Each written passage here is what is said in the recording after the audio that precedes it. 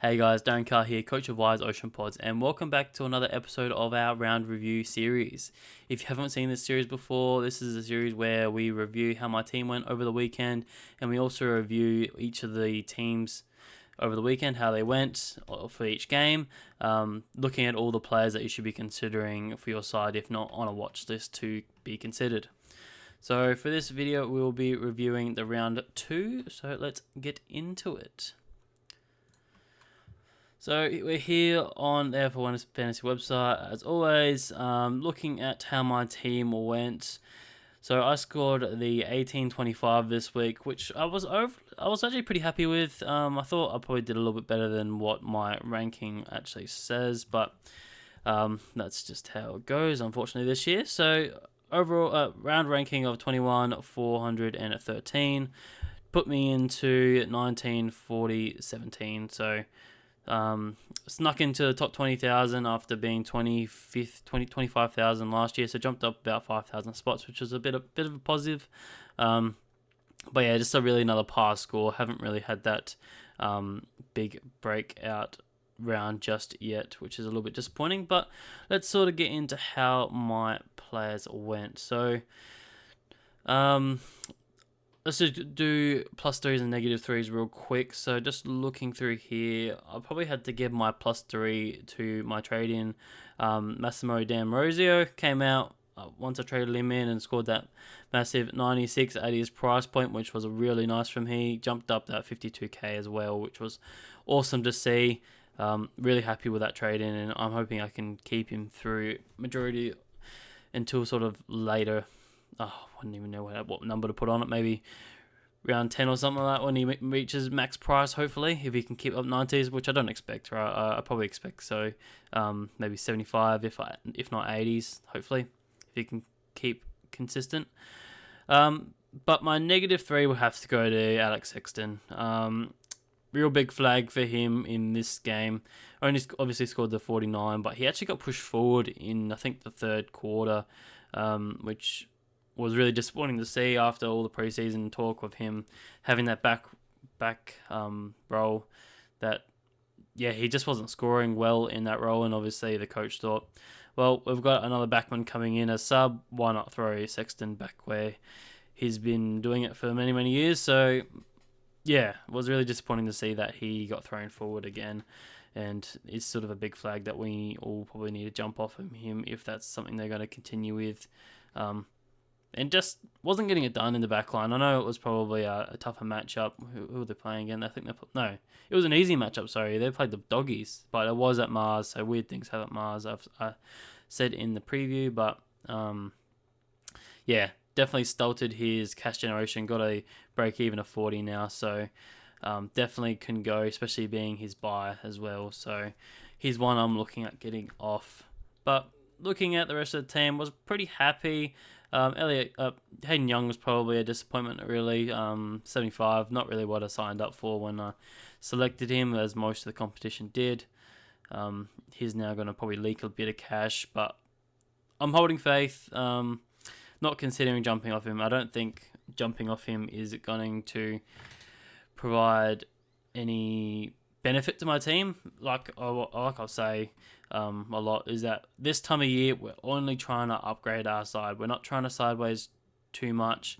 We want to get rookies off our field as fast as possible and get to the primos and get to the better players. So if you can upgrade anyone to, say, someone that you can possibly keep for the season, then that's the real aim here, right? Or at least until mid-season, where you can start to trade throughout the buys as such. So that's sort of the D'Ambrosio pick. I'm hoping I can sort of keep him to mid-season buys, but we'll see how he goes. And yeah, we'll see how that goes.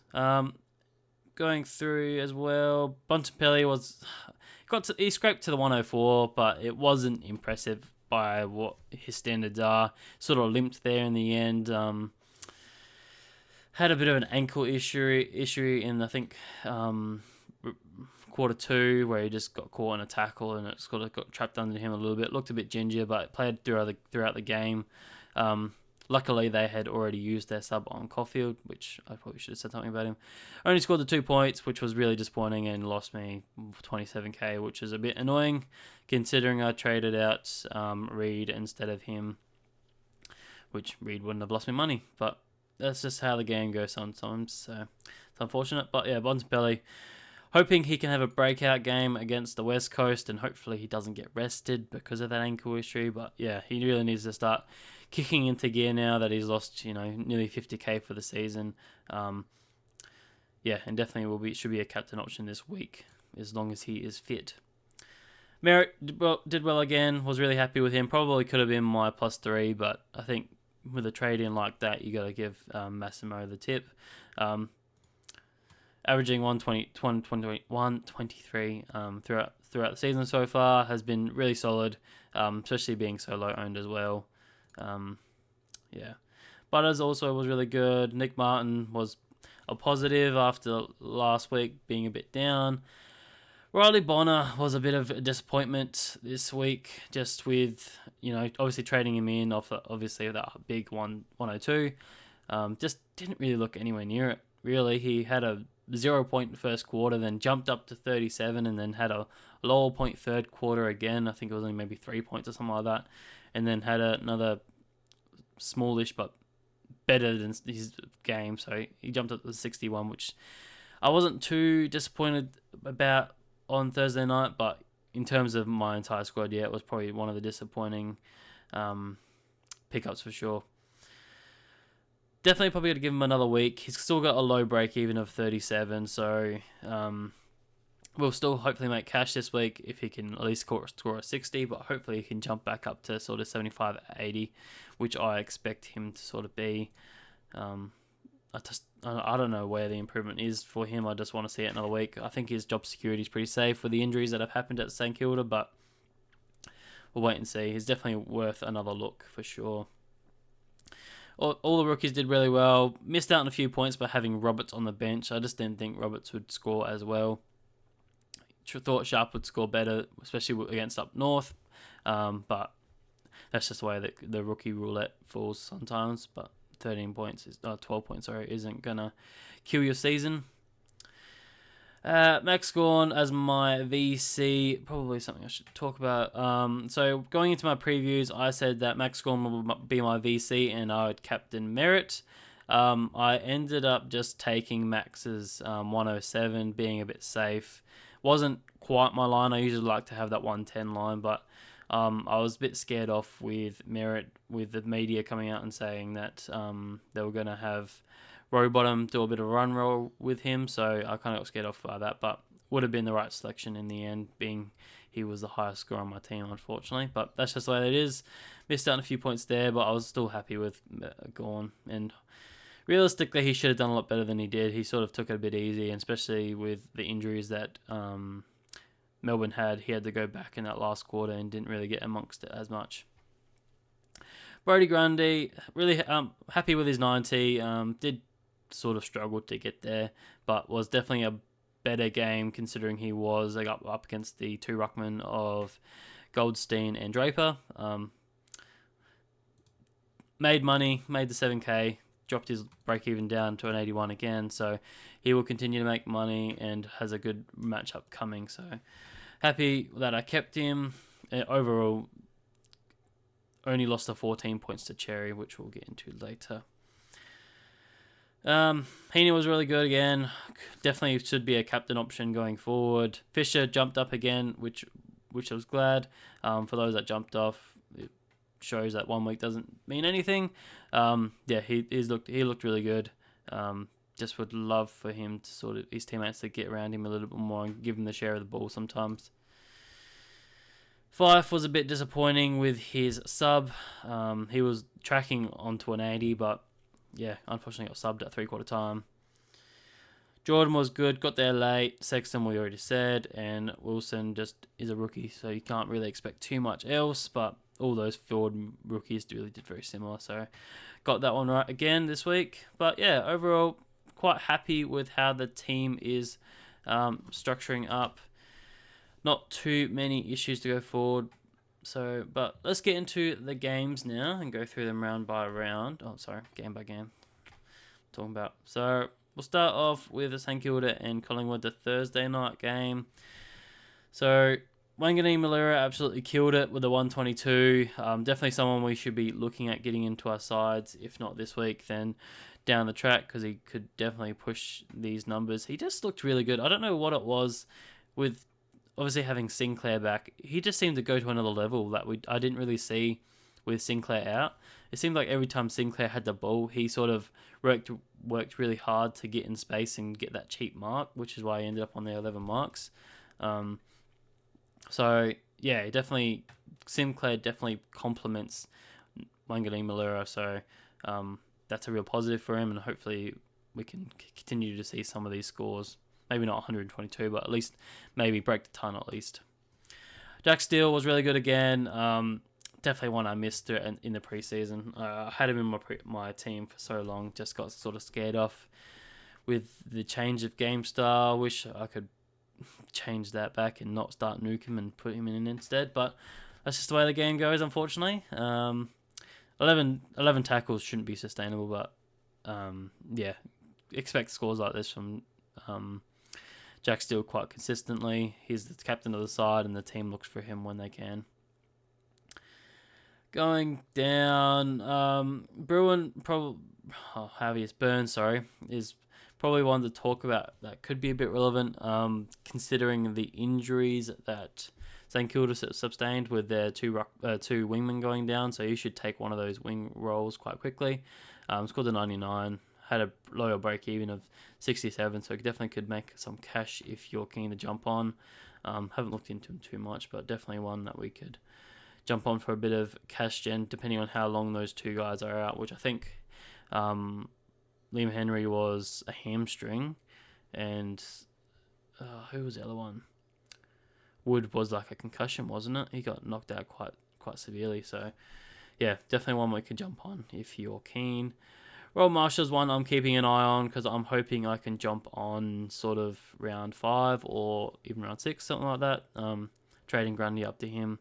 So had a lower score of 86, which we've seen quite a lot with this Collingwood ruck lineup with the two rucks of Cox and Cameron. So not something obviously should have expected. Got a higher break even now, so he should drop down in cash quite quickly and hopefully can continue that way, and we can pick him up pretty cheap shortly.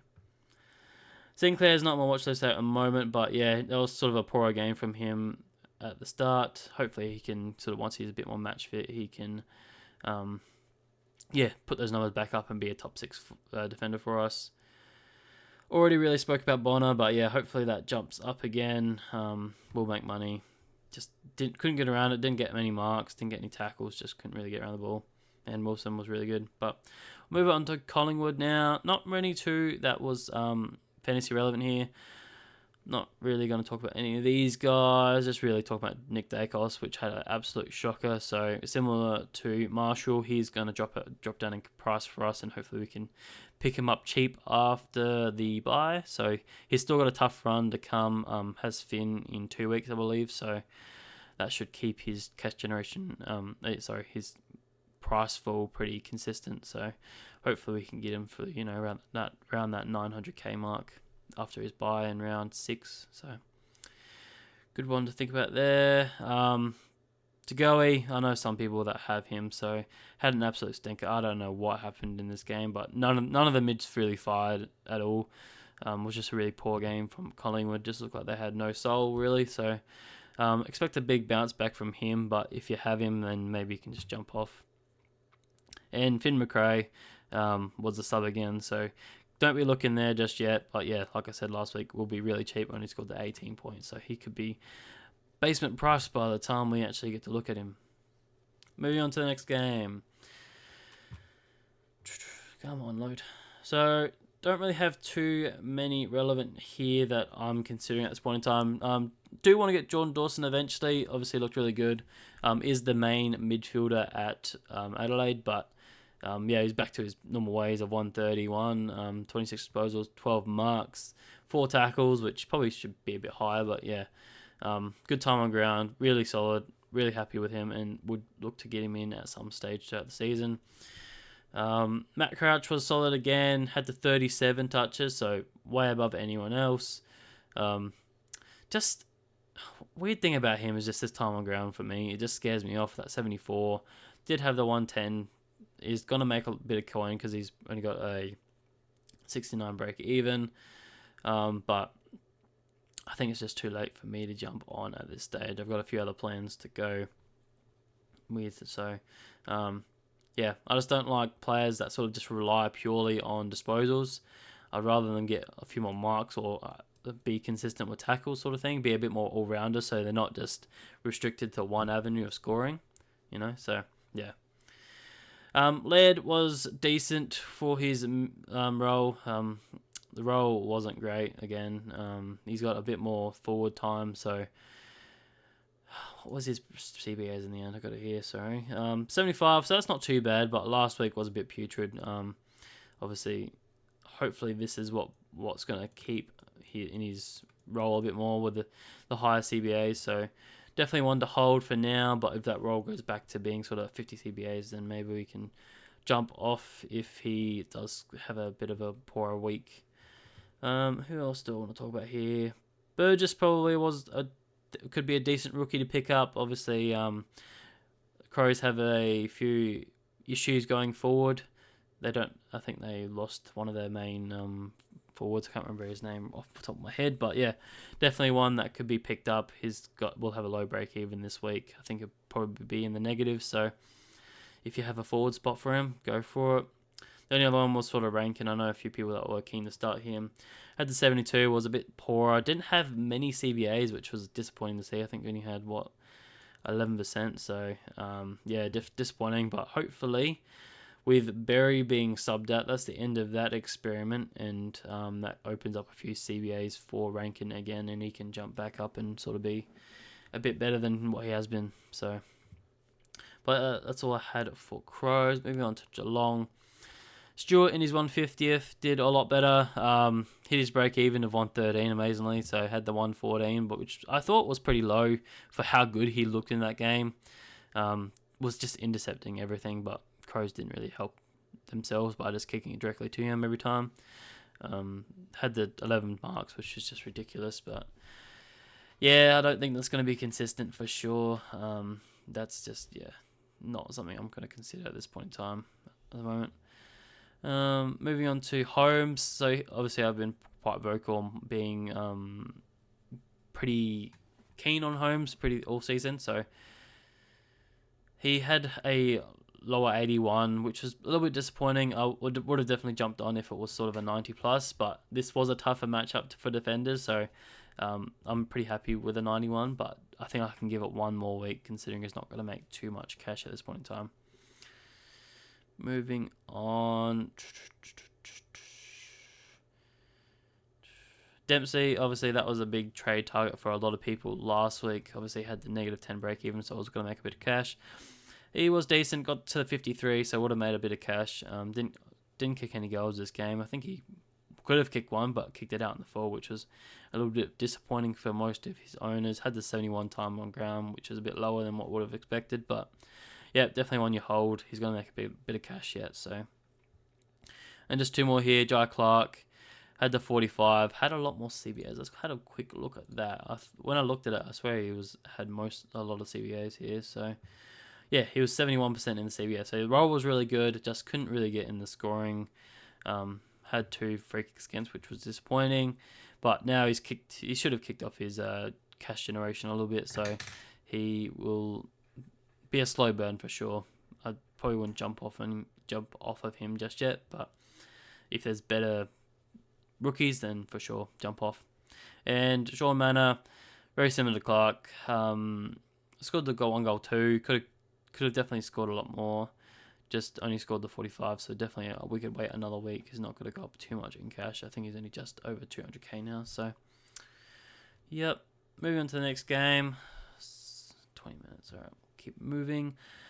Really big fantasy relevant game here. Kangas versus the Frio Dockers. So we'll start with Kangas. So Sheasel absolutely killed it once again. He just looks like a safe 110 guy at this point in time. He just junks it up no matter what.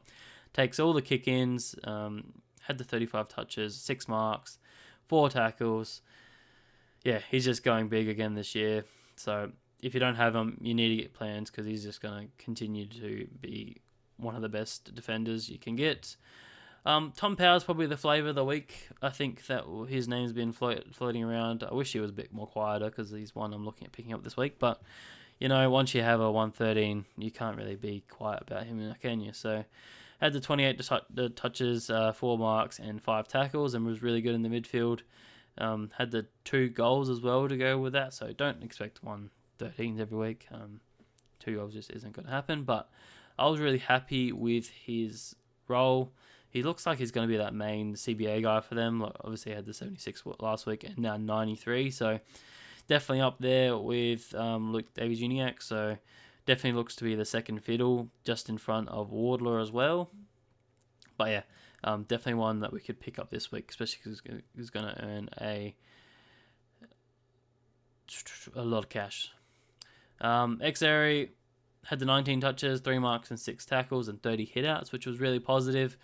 Had a poor third quarter, so it definitely could have been a lot higher than 104, which for non-owners was probably a positive, especially for me. Yeah, he just looked like he did that 104 with ease, honestly.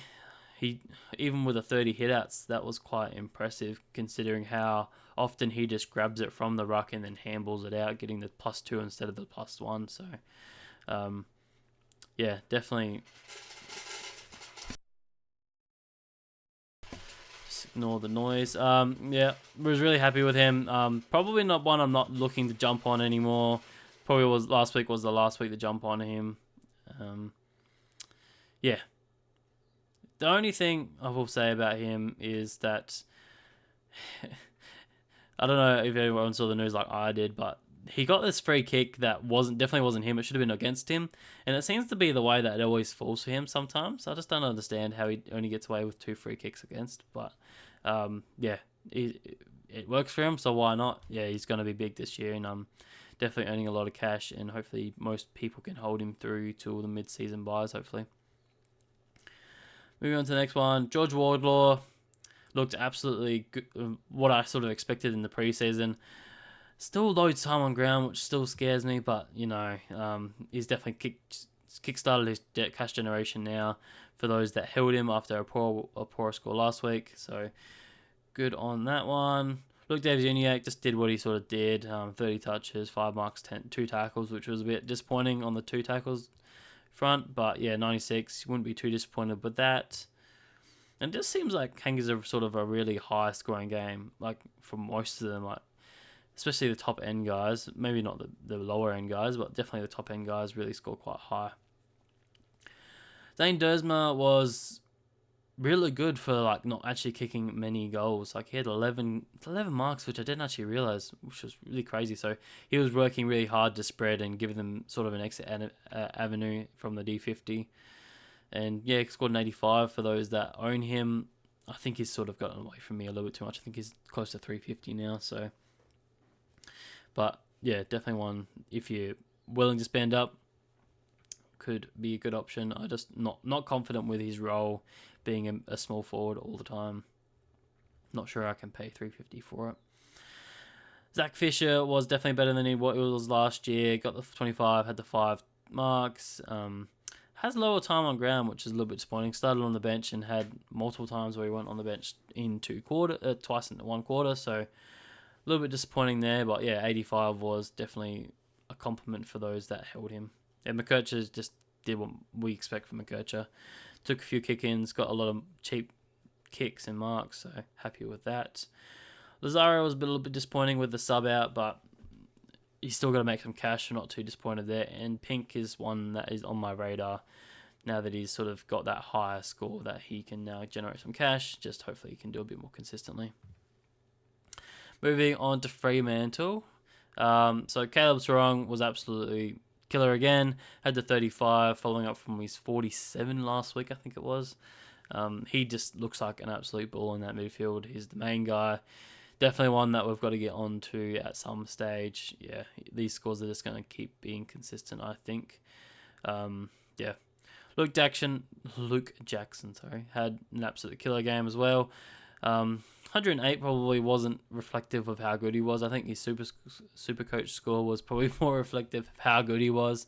He absolutely killed it in the ruck and gave Xery, a lot of work to do. So kicked a couple goals in there as well. So he was just working all around, and he's just an athletic beast. So probably one I'm not looking to jump on, but definitely one I'm watching him just, out of pure fascination. Jai Clark wasn't a fascinating one for me, and one that I'm considering jumping on at some stage if I can pick him up cheap. He started really slow. I think he was on like 7 points or 9 points at quarter time, and absolutely just ripped it for the next three quarters. So ended up hitting 28 and 7 touches and a 7 mark, and it's definitely the second fiddle to Luke Ryan. It seems like every time Luke Ryan sort of gets it, he just kind of chips it straight to Clark. If not, Clark's working really hard to get that cheap mark and be a distributor. So, yeah, really good for those that started him. He's definitely a keeper for now. Moving on, Brayshaw. I know a few people have Brayshaw. Probably a bit of a downer game for him, especially because he kicked the goal. Just wasn't really getting amongst the tackles and wasn't getting too many marks. So, but probably one you can hold for now. Wouldn't be too worried just yet. Hayden Young was obviously disappointing, as I said off the top in my team review. Not really too much to say. He did have 4 tackles, 4 marks. Just didn't really wasn't really an inside mid sort of game. It sort of just kept going away from him. So nothing too much to be concerned for me. I'm definitely going to hold him, as I think I can upgrade my team elsewhere. If he continues to put lower scores like this, then yeah, maybe consider it. But I think it was just a poor game. Sharp was brilliant again. Scored the 1 goal one. Scored the 73. Was really happy with that. He's definitely going to make a bit of cash. He's definitely going to be a more consistent rookie around that 70 mark. So if you don't have him, I'd probably be willing to spend up for that cash. I think he's about 350. So yeah, definitely going to make a fair bit of cash from here. And last one, Fife. Like I said, really disappointing to see that he got subbed. Was on track for mid 80s, so would have been nice, but it is what it is at the end of the day. I understand that they have a 6 day turnaround to the next game, so they needed to rest his legs, and he apparently has a back issue, so it's something to monitor throughout the week, but I think he should be fine. Moving on, a few more games here. 27 minutes. Come on. Get through this one really quick. Hawthorn were absolutely atrocious, so I don't really want to talk about them too much, but my trade-in, Dan Marozio, was absolutely killed it in the back line there, got amongst sort of that chip mark that the Hawthorn game style was going through, just playing keep you off really. Obviously we saw James Sicily absolutely kill it in the first quarter, where he's on I think he was nearly on 70 points in the first quarter, so to only end up on 116 is probably a bit of a letdown for his owners, but I don't think too many people would still have him after his 25, I think, from last week, so yeah. Dan Marozio, definitely, I can see a lot of people jumping on this week. 290s back-to-back, he's going to make a lot of cash, and I think that his role is really good. The thing I really actually enjoyed about him, it wasn't that he was just getting, cheap sort of marks in the back line, is that he actually pushed forward and was in sort of stoppages in the forward line as well and getting tackles. So it really shows that he's got multiple sources of scoring potential, like scoring avenues. So that's a really positive for me, and that's something I really look for. So, and he's a good ball user, so the Hawthorn are going to look for him to be that distributor as well. So jump on if you can get him. He's going to be a killer this year. Kyle Amon was disappointing. Really hasn't shown us anything, so maybe it's probably time to jump off if you still have him. Just hasn't done what we sort of expected after his last season. I think Dan Marozio has really inflicted his scoring potential, so which is a little bit disappointing and something we didn't sort of foresee in the preseason. And last one here at Cam McKenzie. Scored the 74, so he's jump-started his cash generation now. So unfortunate for those that had jumped off of him. But yeah, he looked a lot better. I think he got a few CBAs as well. So expecting to sort of be in the midfield a little bit more. Not too many actually. Yeah, I just expect Hawthorn to sort of change this midfield mix up a little bit. They've just been smashed the last 2 weeks and it's just not working for them. So hopefully he can get in the CBAs for his owners, and maybe one we could pick up next week maybe to be a forward option. Yeah, we'll see how that one goes. Just someone I'm watching. Moving on to Melbourne, Petrarca just did Petrarca things.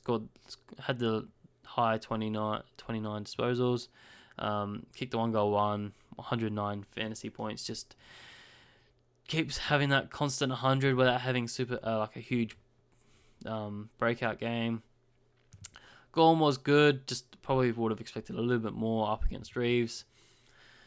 Yeah, only 6 marks, 6 tackles, 17 touches, which was a bit lower. Yep, but yeah, was really happy with his 107. He's making money, which is a positive. Salem was an interesting one. I know a few people aren't happy with his 105. Obviously, was poorer in the first 3 quarters, but absolutely went ballistic in the fourth. I think he had 61 fantasy points in the final quarter. Had like something ridiculous, like 9 marks or something like that. He absolutely just racked it up. I don't know what was going on there, but I don't think that's going to be consistent. But maybe with the injuries that have happened down back, he goes down back and has to rack it up a little bit more. So if you have him, I'd probably consider holding him for another week and just see how that goes, because he's definitely still going to make money. But yeah, definitely a worry sign if he goes back to the way he was scoring in the first 3 quarters for sure. Oliver got tagged by Finn McGuinness, so he had a poorer game. So, again, hopefully he can drop down in price for us and we can pick him up a bit cheaper later on. Still has lower time on ground, so I'm waiting for that to sort of jump up before I really consider getting him. But yeah, Howes has been one of the best rookies we've had so far, and realistically, looking back at our starting squad, he should have been our D6 and shouldn't have started Caulfield. And shouldn't have a deeper defensive line, but you can't expect these things. He's just come out of the woodwork and has been absolutely great for us. So he's making, bulk cash and is great for us. Billings is on my watch list. Had a bit of a poorer game, but still ended up scoring the 70. So definitely one to consider. I think he's going to make a bit of money still. I actually haven't looked at what his break even is, but I'll look at that later. Yeah, definitely if you have him, keep on him, but maybe it's showing that we don't absolutely need to pick him up. He's not going to have 140 every week. So next one here is just Caleb Windsor. I know obviously a fair few people started with him as a rookie. He scored the 60, so you're pretty happy with that. We'll have a low break even and we'll start making some more coin. So really good there. Sorry, let's take a quick drink.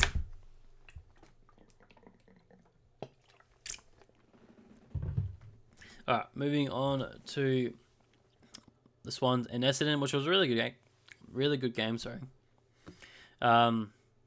Errol Gordon back to his best. Probably should talk about Papley.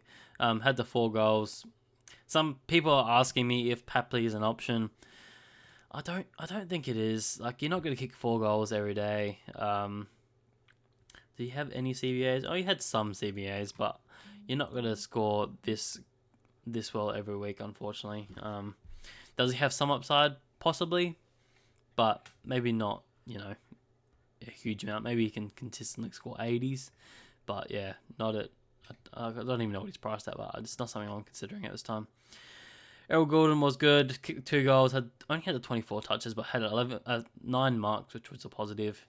5 tackles, worked really hard, so definitely one we need to consider getting into our sides at some stage. I think he's a lock for top 8 midfielders. Isaac Heaney was really good again. It's definitely going to be a captain option coming into the next rounds because he's just absolutely killing it in that midfield, having high 30 disposals and kicking goals quite regularly.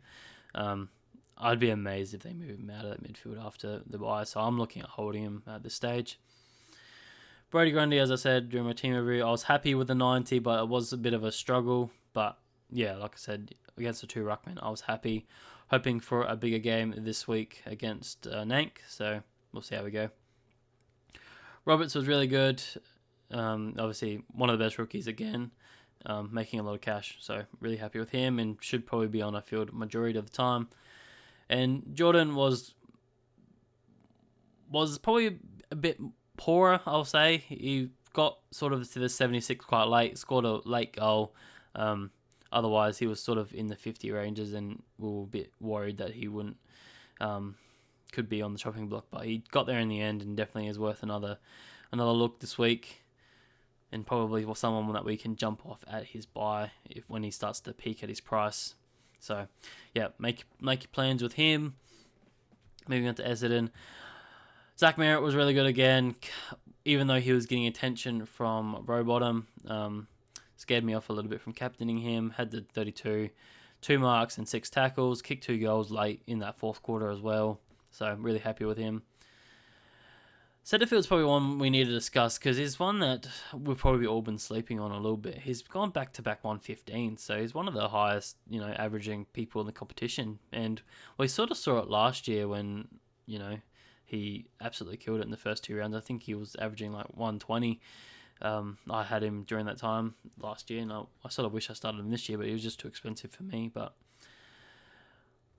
I don't know if it's sustainable, but he just seems to keep getting it done. Keeps having sort of low to mid sort of 20s disposals. Obviously has quite a few tackles because he's sort of that ball in the midfield, but he's also spreading for marks here and there. So it's a really good positive. And if you have him, then congratulations, he's a great pick. But I'm not sure if I can advise picking him up because I don't think he's going to consistently score that. But is definitely going to make some cash at this point. I think his break even's probably in the 60s by now. So wait and see. Nick Martin was great again. Was much better than last week, sorry. Scored the 103, which is sort of where we were hoping he's going to be. 31 touches really shows that his teammates are looking for him. I would like him to sort of get these marks numbers up a lot more with a bit more chip ball, but at the end of the day, as long as he's getting to that a ton, I'm not too concerned how he does it. And the only one I really wanted to talk about here was Sidus. I know, I was keen to start him in the preseason, but just didn't get it done in this game, unfortunately, even though he did play a full game. He's got a higher break even, unfortunately, so he's going to lose cash. So maybe one you can jump off unless you have other problems in your team. Moving on to the last 3 games, try and keep this under 50 minutes for you guys. Tim English did really well. Probably was a little bit disappointing in terms of having a much easier matchup against what's his name, Ned Moyle. So yeah, I thought he would have gone at least 130, but yeah, I think they just kept him. Didn't need him to go too crazy. I think Bulldogs had this pretty comfortably in hand, or they end up winning by close to 50. So yeah, like I said, Bontempelli was a bit of a struggle. Did end up kicking 2 goals and had 32 touches, which is kind of crazy. I didn't actually notice that, but really struggled to 104 in my opinion. Not getting around the tackles and marks, which is what you sort of expect from a Bontempelli. Just wasn't hard at it in the congested, the stoppage. So I'm hoping he can turn that around this week and be a bit better. I'll talk about Joe Hansen because I think he's one that we should probably be considering for our back. I don't actually know where his name, but he's breaking out. Like we saw at the start, like a bit of last year. Definitely has the potential to sort of average in the 90s with his run and dash off halfback. So one to look at if you got other options. Riley Sanders did really well, played out the full game. Did get managed a little bit with his bench time, but you can't expect too much. Was really good in tackles, so I was really happy with his tackling attempts. Had a lot of disposals, so really just waiting for his big breakout game where he gets the first ton and absolutely kills it. So definitely keeping on field for that because I can see that in his near future. And like I said off top, Caulfield got injured in the first couple minutes with his shoulder. Only had the 1 touch, so that's really poor from him. It's unfortunate. There's nothing you can do about it, obviously, but unfortunately lost me 27k, so that was a bit disappointing. Moving on to Gold Coast. Took Miller has absolutely been killing it. Like I've been saying, he's high on my radar once his buy is done, which is this week. So I'm hoping to get him in. He just looks fit and healthy. Back to the main midfield. I should probably double check that. Where are they? I'm pretty sure he is the number one CBA attendee with Rao and Anderson. Yeah, Rao was a bit lower this week, but yeah, yeah, his role's there. He looks fit and healthy. He's tackling hard, like he's has been in the last few seasons, like he did a couple of seasons back. I would like to see his marks come up a little bit more, but I think that will sort of creep up when they get a bit more flexibility. This game they were pretty dominated, so they had to just try and win the ball back off from Bulldogs. But yeah, definitely high on my radar to pick up pretty shortly. Vendors had probably a subpar game to what owners sort of expected. Had the 26 disposals, so that was positive. Just didn't really get around the marks and tackles. Kicked the one goal, but luckily enough hit his break even, so he's not losing your cash and probably one you can hold throughout the bye because I think he's going to be easily top 6 forward, if not top 2. And Sexton, we already spoke about him, was really poor in the first half, not really getting many points, and then got moved forward and really didn't do anything there either. So, yeah, definitely one I'm looking at jumping off, and I assume most other people will too. Moving on to the next game. This was also a really good game to watch. Tigers versus Port, really high scoring game. Was a joy to watch. Not really too much to talk about on the Richmond side of things. Obviously, not too many relevant players. They don't really score too well, to be honest. But I guess it was against Port. Short was really disappointing for owners. I'd probably be jumping off at this stage. They're just not chipping it around back there as much as we sort of expect. Still trying to keep that run and dash going. But yeah, maybe in the back half of the year when they sort of try and play a bit more defensively, he could be a good pickup, but he'll be a bit cheaper at that stage. Taranto, he's sort of one that's sort of borderline on my watch list because I do want him. I do think he can go back to his being that nearly 115 sort of averaging player if he can, get back into form, but he just hasn't really got there. He's going to lose a bunch of cash, so he's not right there just yet. And Campbell's the only other player I had being a rookie. He's earning a lot of cash on the bench, and he looked really good in this game, so I think his job security is a lot better this week. He's definitely staying in my side for now. So moving on to Port, there's only a couple players that we need to talk about here. Zach Butters absolutely killed it. Was really happy with his score of 117.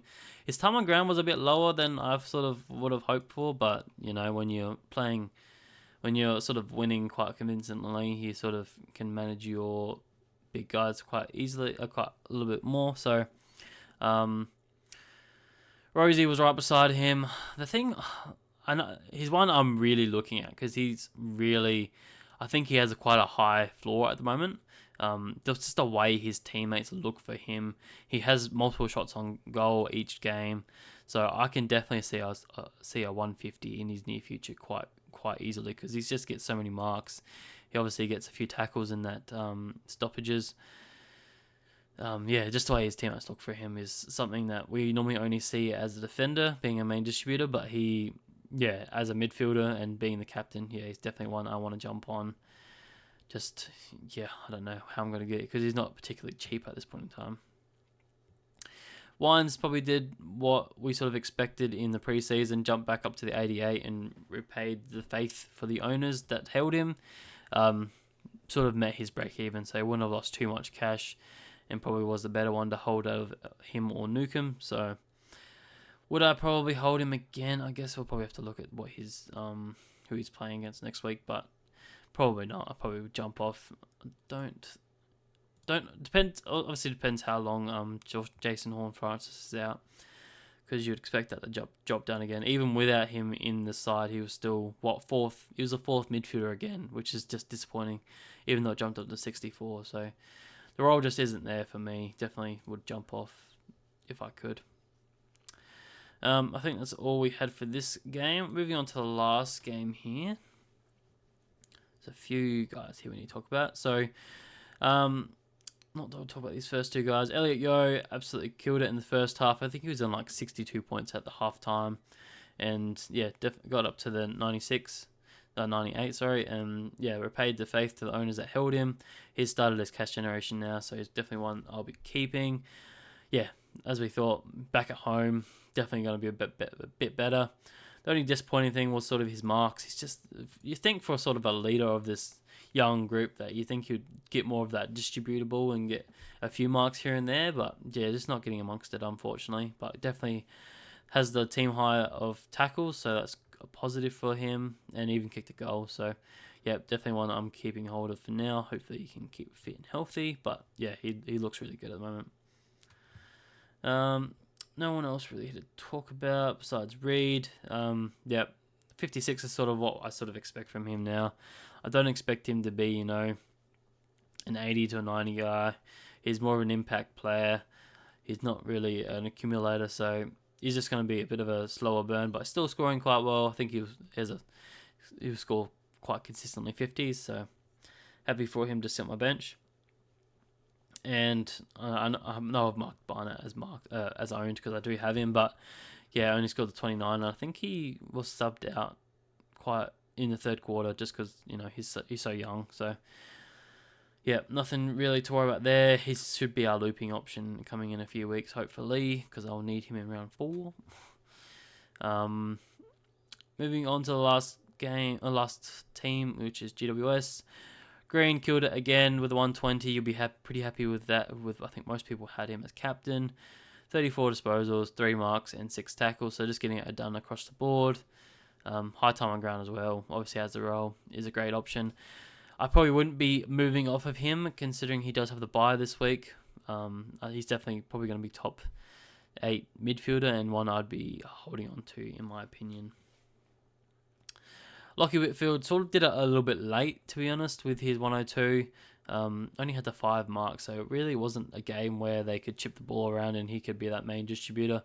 I didn't actually get to watch this game as intensely as I would have liked. I think it was just on in the background, but yeah, looking at the scores, I think he was on like 76 quite late on into the 4th, and I think he jumped up in 25 points quite quickly with a bit of junk time in the end, which was a bit of a positive and kept his cash generation going, but at the end of the day, he's not there for cash generation. I think he's top 6, and yeah, he looks really good, so I'm definitely looking at holding him throughout the buys.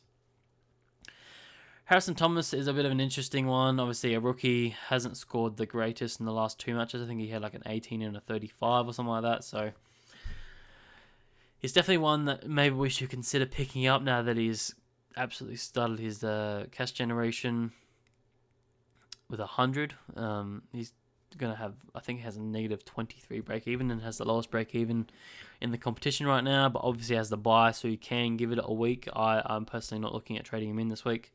I'll give it one more week and maybe I can make my plans for next week to trade him in just with the cash generation he's going to have, even if he does go back to scoring hopefully 30s or 40s or something like that. So yeah, no one else really here to talk about besides Cadman. Kicked the 3 goals and is being a really good cash generated rookie. One I wish I sort of started, but it was sort of borderline between him and Campbell, and I think both of them doing pretty evenly at this stage, so not too disappointed there.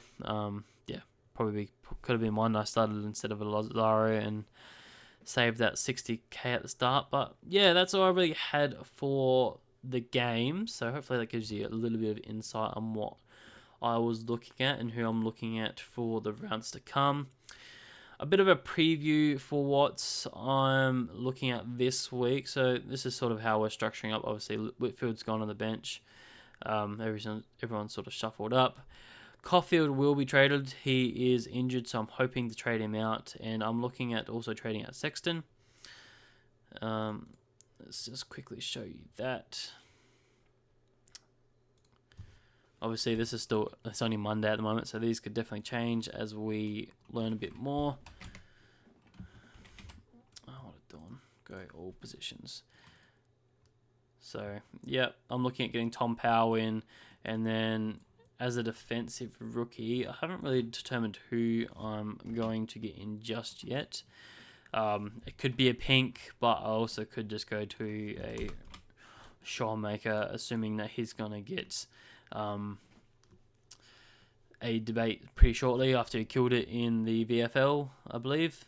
So I'm hoping he gets a debate soon, and he was one that I could probably save a bit of cash on and stack that 110k for upgrades next week, hopefully. So yeah, that's sort of what I'm looking at. I don't think there's too much else to mention. Maybe we'll just quickly look at the cash gen of the team. Overall pretty happy with how everyone's tracking. It's mostly green, besides a few stragglers. Obviously Bont, not too concerned there. Caulfield was really disappointing with that -23, and Hayden Young, yeah, with a poorer game. But like I said, I'm holding on to him, and I think he'll bounce back with a bit more of a contested game against the Crows. Not too worried there. Williams back this week, so he's straight back on field. Going to earn more cash. Not looking to jump off for him just yet. What else is there to really say? Yeah, I think I'll leave it there, to be honest. Pretty happy with the team going forward. Hopefully this week we can jump up a little bit more. Obviously I dropped at the 5k ranks this week, but I think this week will sort of be the big determinant factor where I sort of sit, not having a Tom Green. Be interesting to see what most people do there. But anyways, guys, I'll leave it there. Hopefully you've enjoyed this video. Hopefully it gives you a bit of a summary of what happened over the weekend. I know not everyone can watch the games as much as I can, so hopefully it gives you some idea of what you should be looking at doing in your team. So again, you'll see me on Wednesday for our preview. I'll be going through my trades, who the best trade-in options are, who the best trade out. Obviously looking at the round to come for captain options and etc. So I'll see you then. Hopefully you've enjoyed. Leave a like and subscribe if you can. But besides that, I'll see you next time. Cheers.